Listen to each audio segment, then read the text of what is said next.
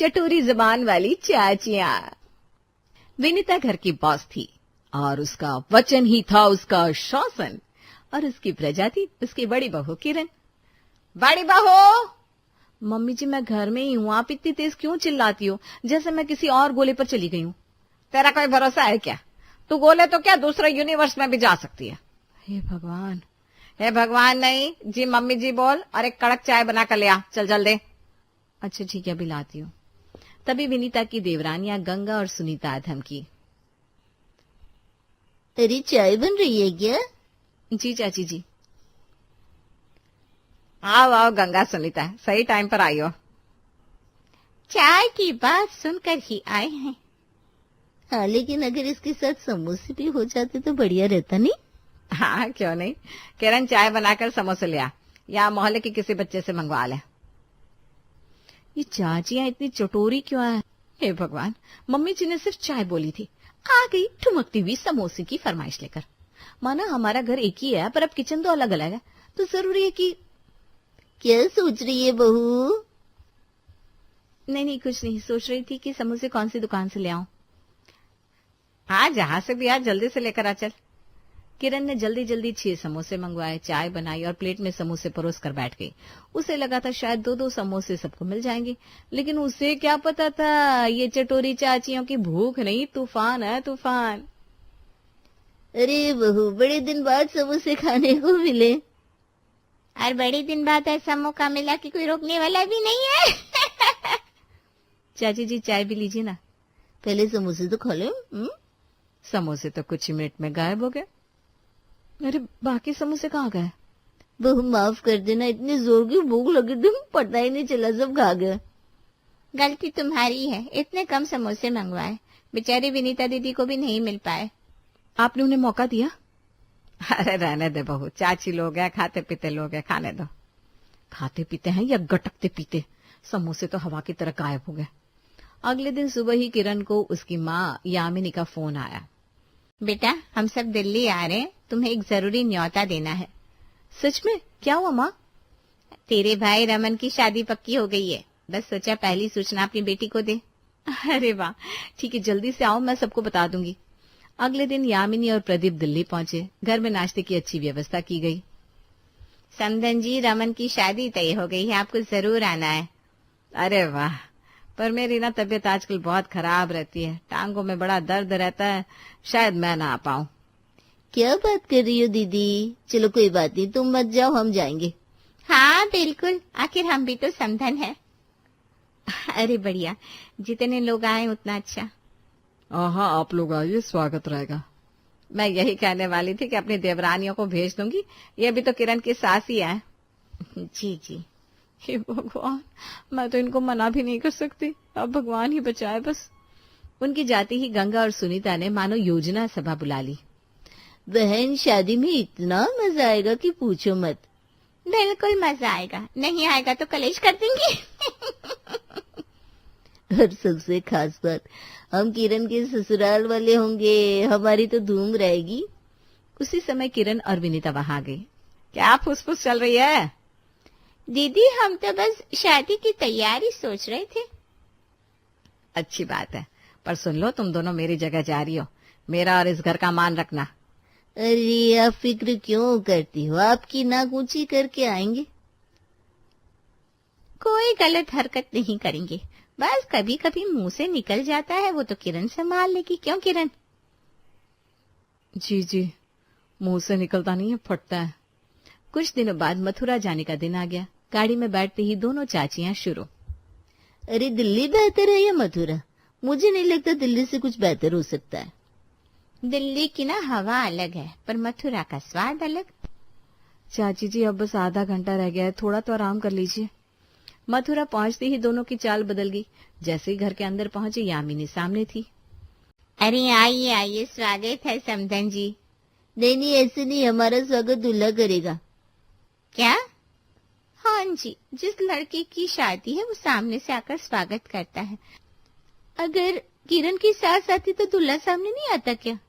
किरण का चेहरा सफेद, वो चिल्लाना चाह रही थी लेकिन क्या करे। अच्छा, रमन बेटा यहाँ आना। जी मम्मी। ये किरण की चाचियां सास है, इनका स्वागत करो बेटा। नमस्ते चाचियों, आइए आइए, आपका मेरी शादी में स्वागत है। जियो बेटा, सदा सुहागन रहो। क्या? अरे मजाक था, हंसते बेटा। ये मजाक था। अच्छा ये बता, खाना अच्छा होगा ना? चाची जी धीरे बोलिए ना। अरे बहू, हम चोर है क्या जो धीरे बोले? यामिनी और प्रदीप हंस पड़े। किरण, तुम्हारी चाची सास तो रंग जमाने वाली है शादी में। सच में कमाल की महिला है। रंग जमाएगी या रंग में भंग डालेगी वो तो वक्त के साथ पता चलेगा मम्मी पापा। चाचियां आखिरकार ड्राइंग रूम की चहल पहल चीरती हुई अंदर आई। महफिल उनकी चाल देखकर ही समझ गई अब घर में तूफान और मसाला दोनों बढ़ने वाले हैं। थोड़ी बातचीत के बाद यामिनी ने मुस्कुराते हुए उन्हें उनके कमरे तक पहुंचा दिया।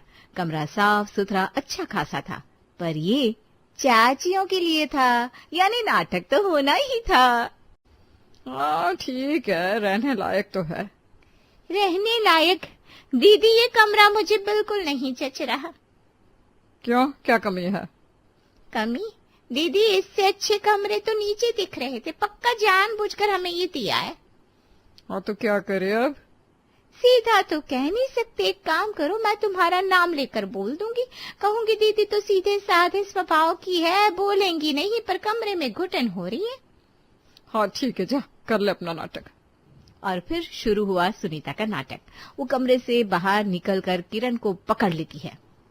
बहू, दीदी बड़ा परेशान है, दिल पे मत लेना, वो बड़ी सीधी है, बोलेंगी नहीं। अब क्या हुआ चाची? वो कमरा, वो उन पर फब नहीं रहा। बेचारी कोशिश कर रही है सोने की, पर नींद क्या, सांस भी नहीं ले पा रही। ये जरूर इनका नया ड्रामा है। पर चाची कमरा तो ठीक है। बहू, दीदी बड़े कमरे में सोने की आदत वाली है, तुम्हें पता है ना, इनकी तबीयत बहुत नाजुक है। उन्होंने तो मना किया था बताने से, पर मैं अपनी दीदी को दुख में नहीं दे सकती, इसलिए तुम्हें बताने चली आई। किरण बात टालने वाली थी, लेकिन तभी यामिनी वहां आ गई। क्या हुआ बेटा? छोटी चाची कह रही हैं कि बड़ी चाची को बड़ा कमरा चाहिए। अरे ऐसी बात है तो मैं अभी बदलवा देती हूँ। जी बहुत शुक्रिया समदन जी।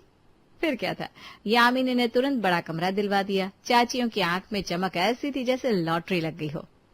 अरे वाह, अब आया मजा। बिल्कुल, यहाँ की हवाई अलग है। इसे कहते हैं रॉयल एटीट्यूड, लग्जरी लाइफ और अय्याशी। सच कहा, चलो अब आराम करते हैं। थोड़ी देर बाद किरण चाय लेकर पहुंची। प्लेट लेकर जैसे ही बाहर निकली, गंगा तेजी से उसके पीछे भागी। अरे अरे बहू, कैसी चाय दे दी? क्या हुआ चाची? अरे सुनीता को डायबिटीज है, चीनी वाली चाय कैसे दे दी? चाची, पर मुझे तो पता ही नहीं कि उन्हें डायबिटीज है। कब हुई? अरे कैसी बात करती हो, तुम जरूर भूल गई होगी। बिना चीनी की चाय चाहिए, वो भी अदरक इलायची वाली। डॉक्टर ने कहा है, अब पर हाँ, मिठास के लिए शहद डाल देना। पर अब मैं कहाँ फिर से एक कप चाय बनाऊं? किरण फिर से टालने की कोशिश कर रही थी, लेकिन तभी सूरज वहां आता है। चाय बनानी है, मैं बनवा देता हूँ। हाँ बेटा, और अब जब बनवा रहे हो तो 2 कप बनवा लेना, मुझे भी पीनी है। डायबिटीज तो नकली है, पर ये नाटक असली है। पता नहीं ये मेरी चाची या सासें और क्या क्या करेंगी। अगला दिन आया और चाचियां कमरे में बैठी ऊब रही थी। तभी एक औरत ने उन्हें सजावट में हाथ बटाने को कहा, तो दोनों ने एक साथ पैर दबाने शुरू कर दिए। अरे हमारे पैरों में बड़ी तकलीफ है, कैसे काम करे? हाँ भाई, हमने काम किया तो सीधे यहाँ से अस्पताल पहुंच जाएंगे, फालतू का खर्चा बढ़ जाएगा। और जैसे ही वो औरत चली गई तो सुनीता बोली, दीदी मेरा मन कर रहा है रसमलाई खाने का। हाँ तो मंगवा लेना किसी से। सुनीता कमरे से निकलती है कि बाहर सूरज मिलता है। ए बेटा इधर आ, सुनो, रसमलाई मिलेगी क्या कहीं? अभी तो नहीं है चाची। देखो बेटा, तुम्हारी बहन की बड़ी वाली चाची सास को रसमलाई बहुत पसंद है। बेचारी को आज खाने का बहुत मन है, पर वो बोलेगी नहीं। पर मुझसे ना देखी नहीं जाती उसकी तकलीफ, इसलिए तुमसे कहने आई हूँ। अब ठीक है चाची, मैं ले आता हूँ। और हाँ, थोड़ा ज्यादा लाना, क्या पता रात में भी मन कर जाए। सूरज रसमलाई लेकर लौट रहा था, तभी किरण रास्ते में मिल गई। ये किसके लिए? आपकी दिल्ली वाली चाची लोग के लिए। क्या? अरे तो मुझे बताता ना, एक बार लेने क्यों चला गया? वो तो उसी समय प्रदीप वहां गए। अरे रहना दो ना बेटा, मेहमान है, कुछ भी मांगे कम नहीं होना चाहिए। पर पापा, क्या पर तू चाह रही है कि तेरे ससुराल में हमारी नाक कट जाए? अच्छा पापा, मैं कुछ नहीं कह रही हूँ, मैं रसमलाई देकर आता हूँ। कमरा बड़ा, चाय अलग, रसमलाई का ऑर्डर। ये लोग खुद को मेहमान नहीं महारानी समझ रहे हैं। थोड़ी देर बाद आखिरकार चाचियां कमरे से बाहर निकली। सब लोग हॉल में बैठे हुए थे। किरण ने उन्हें सम्मान से बुलाया। आइए चाची, यहाँ बैठिए। कहाँ, जमीन पर? हाँ, और क्या, सब यहीं तो बैठे हैं। बहू, तुम जानती हो ना दीदी के पैरों में दिक्कत है, जमीन पर नहीं बैठ सकती। उनके लिए कुर्सी रखवा दो, और कोशिश हो तो सोफे वाली। जी मैं लाता हूँ। और हाँ, 2 ले आना, मेरे पैरों में भी परेशानी है। उनके नखरे देखकर लोग पीछे फुसफुसाने लगे। इनके सबसे ज्यादा नखरे। अरे हम भी तो मेहमान हैं, हमने तो इतना नहीं किया। किरण बेचारी कितनी शर्मिंदा हो रही है। और सच में किरण का चेहरा शर्मिंदगी से लाल हो रहा था। तभी सोफे वाली कुर्सियां ला दी गई। चाचियां अपनी शान में बैठी गई। थैंक यू बच्चा। अच्छा बताइए, क्या बातें चल रही है यहाँ? इतना गुस्सा आ रहा है, मन तो कर रहा है इन्हें कमरे में बंद कर दो और फिर शादी के बाद खोलो। कुछ कहा क्या तुमने किरण? नहीं तो मैं क्या कहूंगी, कहना तो आपका काम है। मजाक था, मजाक, हंसी हंसी। अगला दिन था हल्दी का। घर में खुशी का माहौल था, पर यामिनी की आंखें बार बार भर आ रही थी। आखिर उसकी बेटी की शादी थी। सबने रमन को घेर रखा था और उसकी हल्दी का रंग जितना पीला था उतना ही उसका चेहरा शर्म और मजे से लाल हो रहा था। लेकिन इस हंगामे के बीच किरण के दिमाग में एक बात खटक रही थी, चाचिया कहाँ है? और ये दोनों दिख क्यों नहीं रही? किरण एक कोने की तरफ जाती है और देखती है गंगा और सुनीता दोनों हाथ बांधकर ऐसे बैठी हैं जैसे किसी ने उन्हें फंक्शन से सस्पेंड कर दिया हो। चाची, आपने रमन भैया को हल्दी लगा दी? किसी ने कहा ही नहीं। हाँ, हम तो ऐसे ही बैठे हैं, हमें बुलाया ही नहीं गया। चाची, बुलाना क्या, सब खुद जाकर तो लगा रहे हैं। हमें दूसरों से कंपेयर मत करो बहू, हम इस घर की बेटी के ससुराल वाले हैं, हमारा दर्जा अलग है। ये सुनकर किरण का खून खौल गया, चेहरा लाल, कान गरम। ठीक है चाची, मत लगाइए, कोई जबरदस्ती थोड़ी ना है। कैसे बात कर रही हो तुम किरण? तुम्हारी चाची लोग खास मेहमान है हमारे, तुम्हें कहना चाहिए था। चलिए समधन जी, आइए, आप मेरे बेटे को हल्दी लगाइए। किरण ने दांत पीछे पैर पटकते हुए वहां से निकल गई और उधर प्रदीप के आदेश पर दोनों चाचियां ऐसे उठी जैसे महारानी को सिंहासन तक ले जाया जा रहा हो। गंगा और सुनीता जाकर रमन के चेहरे पर हल्दी लगा देती है। जियो बेटा, सदा सुहागन रहो, विजयी भव। अब दोनों बड़ी मजाकिया हो। हल्दी का फंक्शन जैसे ही धड़ाधड़ आगे बढ़ा, सूरज संगीत बजाने लग गया। चाची आइए, नाचते हैं सब। हमें क्या समझा हुआ है, हम क्या नाचने वाली हैं? हाँ भाई, हम लोग कल्चर वाली हैं। ठीक है चाची। लेकिन 3 मिनट बाद ही जब उनका पसंदीदा पुराना गाना बजा, दोनों अचानक उठ खड़ी हुई। अरे ये गाना, ये ना मेरा फेवरेट है। अरे चल सुनी तो थिरकते हैं। दोनों धड़ाधड़ डांस फ्लोर पर नाचने लगी। ए बहू तू भी आजा। समधन जी आप भी आइए। सबकी आंखें फटी की फटी रह गई। तुम्हारी चाचियां तो कमाल है किरण, ऐसी जैसे तो फिल्मों में भी नहीं देखी। किरण शर्म से जमीन में धंसने लगी। जैसे तैसे फंक्शन खत्म हुआ और खत्म होते ही सुनीता ने अचानक पेट सहलाते हुए बात छेड़ दी। अरे 2 दिन हो गए मथुरा आए, यहाँ का मशहूर पेठा तो चखा ही नहीं। चाची कल खा लीजिएगा, आज से बहुत थक गए। अच्छा। मुंह तो ऐसा बनाया जैसे किसी ने खीर में नमक डाल दिया हो। प्रदीप ने बात सुन ली। सूरज, पेठा लेकर आओ, मेहमानों को खिलाओ। सही बात है, मथुरा में मथुरा का पेठा ना खाया तो क्या खाया। थोड़ी देर बाद पेठा आया और दोनों ने ऐसे खाया जैसे सदियों की भूख थी। वाह, मजा आ गया। किरण, थोड़ा घर के लिए ले चलना है। थोड़ा क्यों, ड्रम भर कर ले चलूंगी। क्या बहू, तुम भी बहुत मजाक करती हो। किरण मुड़कर बैठ गई। अब आया शादी वाला दिन। तैयारियों की तामझाम, मेकअप आर्टिस्ट, लड़कियां लाइन में। किरण भी मेकअप लिए बैठी थी, तभी चाचियों का तूफान दरवाजे से टकराया।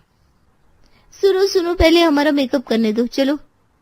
पर मैडम, दूल्हे की बहन बैठी है। अरे हमको ज्यादा नहीं चाहिए, थोड़ा सा बस है। तुम लोग आजकल की लड़कियां हीरोइन जैसे बनो, हमें तो बस टचअप चाहिए। किरण चुपचाप कुर्सी से उठ गई।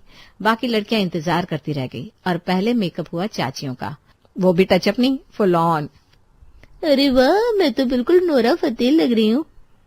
और मैं हेमा मालिनी। चाची बस, मेकअप के बाद उन्होंने देखा कि मेहंदी लग रही है। बस फिर क्या था, नई मांग नया हंगामा। अरे हमारी मेहंदी कहाँ है?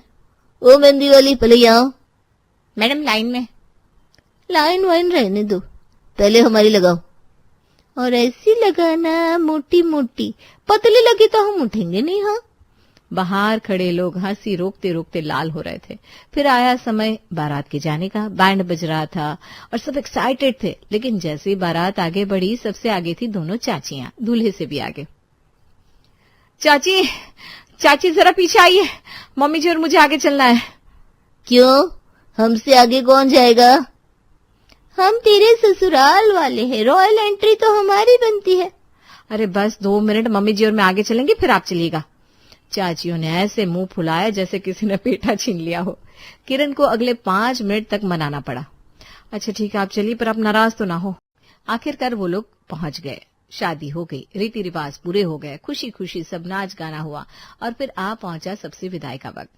सब वापस जाने को तैयार थे, सिर्फ चाचियां गायब। और ये कहाँ चली गई? अभी तो यहीं थी। किरण ढूंढने लगी तो दोनों प्लेट हाथ में लिए बैठी मिली। चाची यहाँ क्या कर रही है? विदाई हो रही है। अरे बस 2 निवाले ले रहे थे, इतने भाग दौड़ में ना भूख लग गई।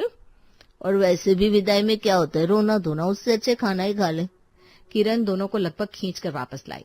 उसने सोच लिया अब और नहीं, कल सुबह ही वापस घर लौट जाऊंगी, क्योंकि अगर रुक गई तो कल से नई बहू का जाने ये लोग क्या करेंगे। अगली सुबह जब जाने का समय आया, चाची यहाँ फिर एक्टिव मोड में थी।